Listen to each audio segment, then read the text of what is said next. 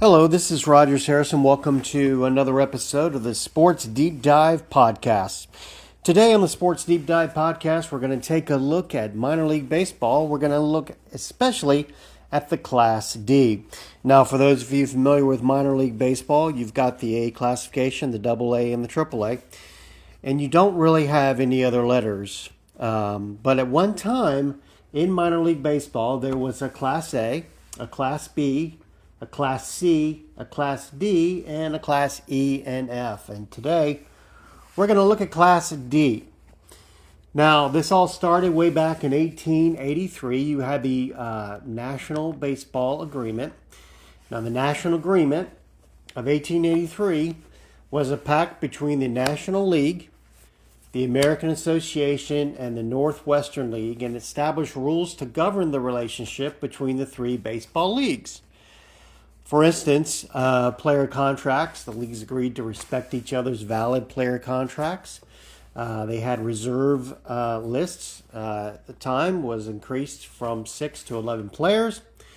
They had minimum salaries were established. The National League and American Association paying $1,000 for the reserves and for their reserves, and the Northwestern League paying $750. There were territorial rights, and the leagues also agreed to not poach players who were subject to the reserve clause in either league. So that gives you an idea. But because before that 1883 agreement, baseball was like the Wild West. So you had cities and teams vying for each other and grabbing players and that type of thing. The National League, established in 1876, which isn't part of the major leagues today. And you also had the American Association, which would later become a AAA league and now has its roots in independent baseball. And the Northwestern League, those were considered the, quote, major leagues. The American League would not come around until 1901. So let's take a look at the minor leagues. So in the minor leagues, we're going to take a look at 1890. So the National Agreement has been established in 1883, and the minor leagues, we're going to take a look at 1890. So in 1890, in the minor leagues, like I said, we had Class A, Class B, Class C, Class D, and Class E and F. So let me run down some of those differences. For instance, in Class A, contract and reserve list were protected. Okay, Class B, contracts and reserves list protected, but a major league team could draft a player for a set price, and that's in Class B. And like I said, the major leagues at the time were considered the National League and the American Association, and the Northwestern League was starting to fizzle out. Class C, you had contracts protected. So let's review. Class A, contracts and reserve lists protected. Class B, contracts and reserve lists were protected, but a major league team could draft a player for a set price. Class C, just the contracts were protected. The reserve list a player could be poached from a reserve list in Class C. Class D, which is our subject today, Class D contracts were protected, but any higher class could draft a player for a set price. So let me say that again. Contracts were protected, but any higher class could draft a player for a set price. And then Class E and F had no protection at all, zero protection. The National Association of Professional Baseball, which is known as the minor leagues today, was founded in 1901, the same year the American League was founded. So in the 20th century, the Class D cities had a population for up to $200,000. I mean, sorry, 200,000 as far as population. So let's take a look at the minor leagues. So in Class A, you had an aggregate population of more than 1 million, and the salary cap per month for the team and the player, salary cap per month for the team was $1,800. Per player was $175. All right, Class B, you had a population, those cities were like 400,000, 1 to 1 million. Salary cap per month for the team was 1,000, and the salary cap for the player was 125.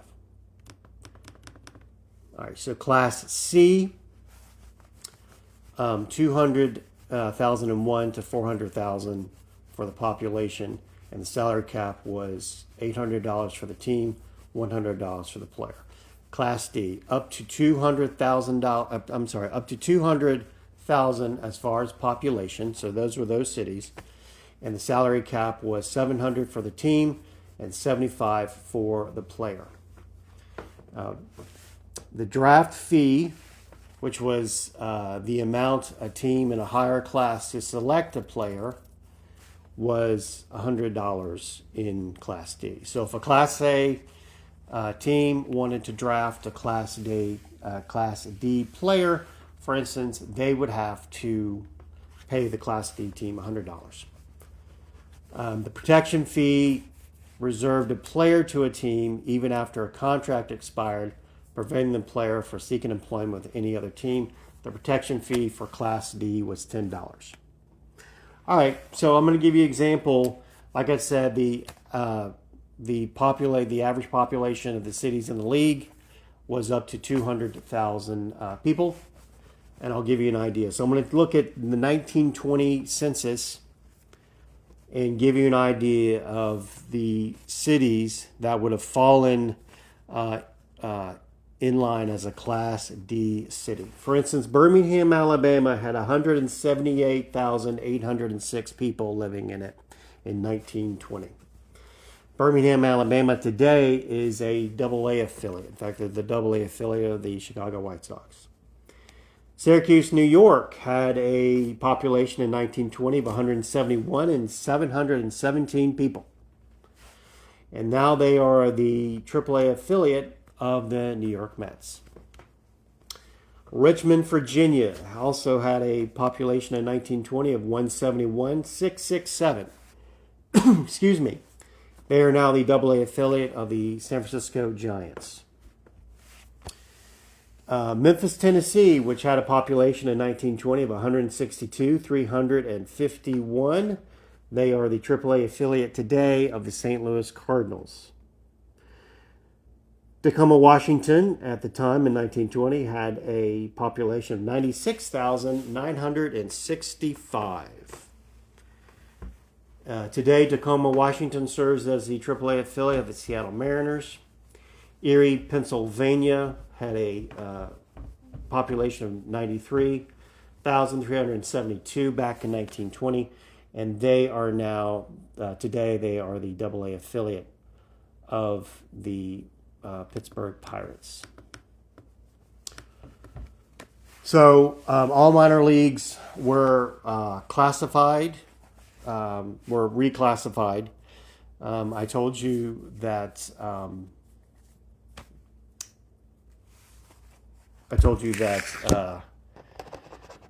that you had all these leagues and you had all these teams, and so what minor league baseball did, they were established in 1901, is they kind of classified everybody. So these are the assignments for the 1902 baseball season for Class D: the Cotton States League, the Iowa South Dakota League, the Missouri Valley League, the North Carolina League, the Pennsylvania State League, and the Texas League. Today, the only minor league league with the names that I just said. The Texas League, which is a AA league. The North Carolina League was also a name back then. Now it's called the Carolina League. Most of those members, or a lot of those members, are not in the state of North Carolina. North Carolina does have is home of a lot of minor league baseball teams this year. The Pennsylvania State League at one time was a rookie league, but now is I'm sorry, I'm thinking of the New York Penn League, which at one point was a rookie league and is now like an independent summer league. So, so here's some interesting things. So additional classifications added prior to World War II. Class AA was added in 1912, and that was the new highest level. AA remained the highest level through 1945. Today, there is a AAA. Class A1 added in 1936 between Class A and Class AA. Okay. Two Class A circuits, the Texas League and the Southern Association, were upgraded to A1 to signify their continued status as one step below the highest classification, then AA. And a notch above the former Class A peers, the New York Penn League and the Western League. Class A1 remained in use through 1945. Today, the Texas League, like I said, is a AA circuit. The Southern Association, there is no Southern Association. There is a Southern League, which is also AA. Class E was added in 1937 as the new lowest level for players with no professional experience in Class D or higher. The only Class E league that existed was a 4-team Twin Ports League, which operated for less than a full season in 1943. So that gives you an idea of minor league baseball before World War II. So you had, at one point, like I said, in 1890, Class A, Class B, Class D, Class C, and Class E and F. And then you had and then minor league baseball was established in 1901, the organization known as minor league baseball. And then you had a reshuffling added before World War II. So you clad Class AA, A1,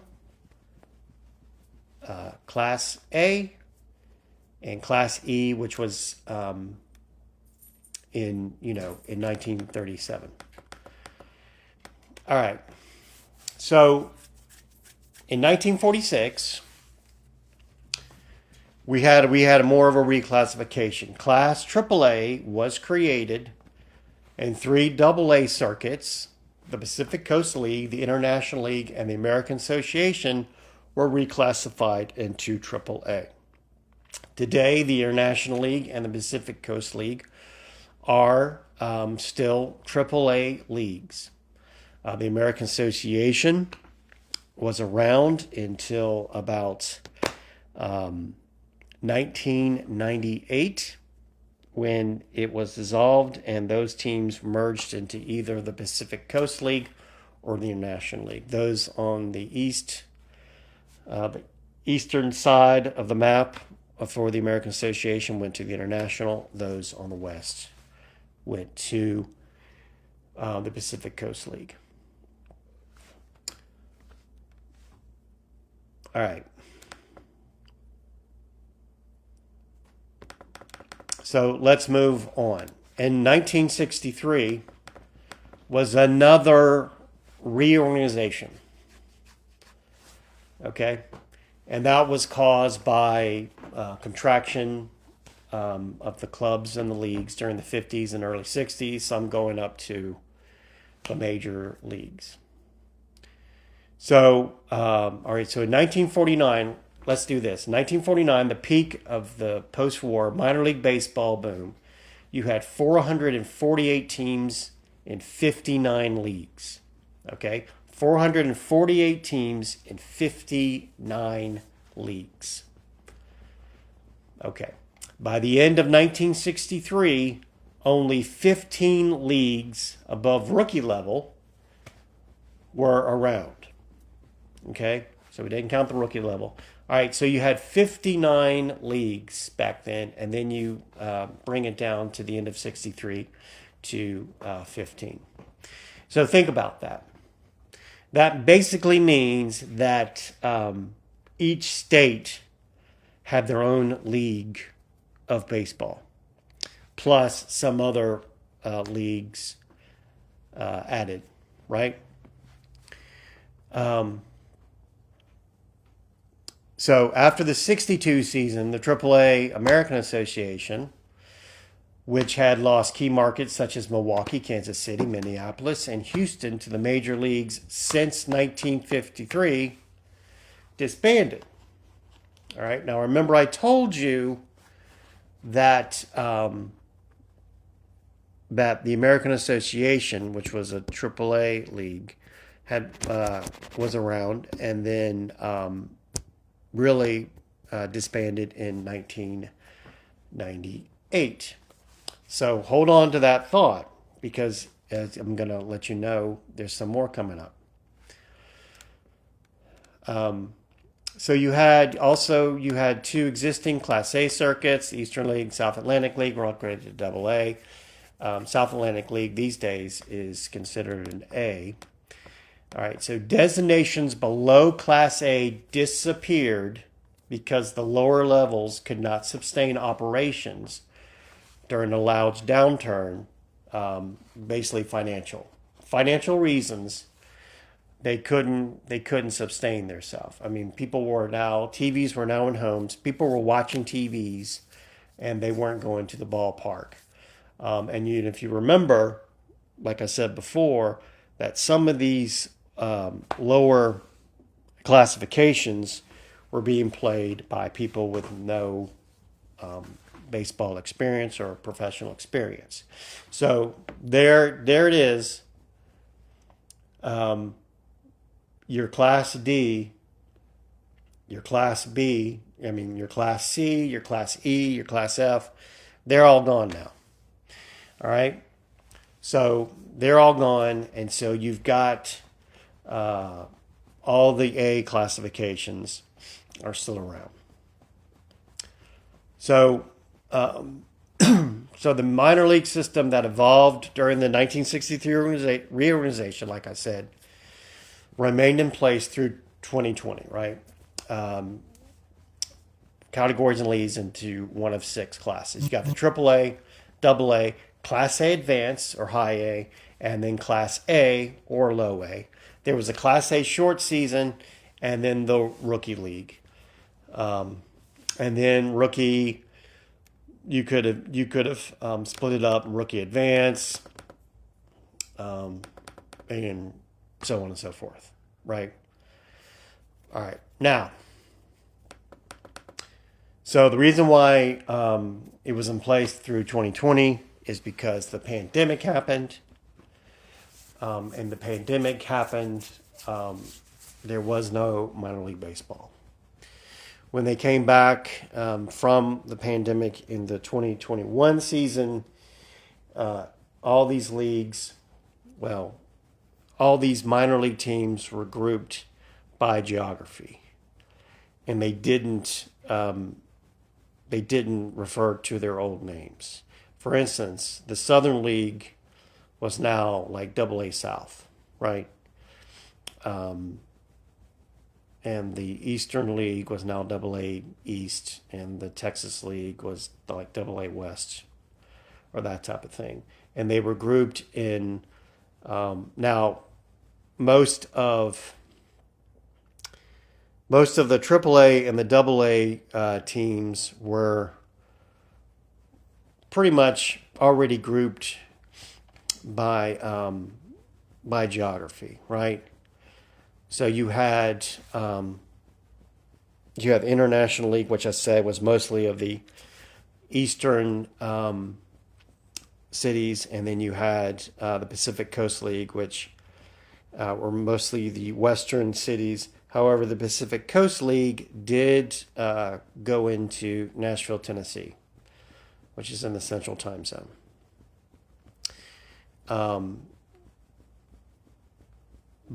And so those were all reorganized. All right, so when it came back, all right, so they did that for like one season, and then in 2022, they went back to their old names, but they were still based on geography. So, for instance, Nashville was no longer a member of the Pacific Coast League because Nashville is not near Pacific Coast, and they joined the International League, and along with some other teams, the South Atlantic League and the Carolina League were also redone. The rookie leagues ceased. They didn't cease to. They ceased to exist under minor league baseball, and they were transferred more into a summer collegiate league for summer players to play. And so now, today, here, and in fact, that was a big deal because a lot of minor league cities, after the pandemic came back, lost their teams, right? A lot of cities lost their teams, and Major League Baseball then took over minor league baseball. So that was how it came to be. So that is a brief look, very brief look of minor league baseball from basically from the National Agreement of 1883 to the present day. We are, as far as minor league baseball goes, minor league baseball is like the major leagues, is constantly changing and evolving. Major League Baseball, feels like that it might soon be expanding, and it probably will take two current AAA cities and take a look at them. I think Nashville, Tennessee is one of those that they're looking at that might get themselves a team. And so that will open the door for, first of all, replacing the Nashville AAA team, as well as giving Nashville or whoever gets a new major league team minor league affiliates. So when Major League Baseball expands, the minor leagues will expand. But right now, they seem to be pretty set with what they've got with those 15 leagues and the number of leagues. So that was just a little snapshot of, in your sports deep dive, of baseball's minor leagues. We took a look at the Class D, and I wanted to take a look at them in particular because I know, like I said, all the classifications in minor league baseball are in the A's, low A, high A, double A, and triple A, and the B and the C and the D and the E and the F are now gone as far as classifications. All right, if you liked this episode and if you liked previous episodes, then please continue to like and subscribe, tell your friends, and we will take another deep dive into another subject on a next podcast. Appreciate it, and thank you very much.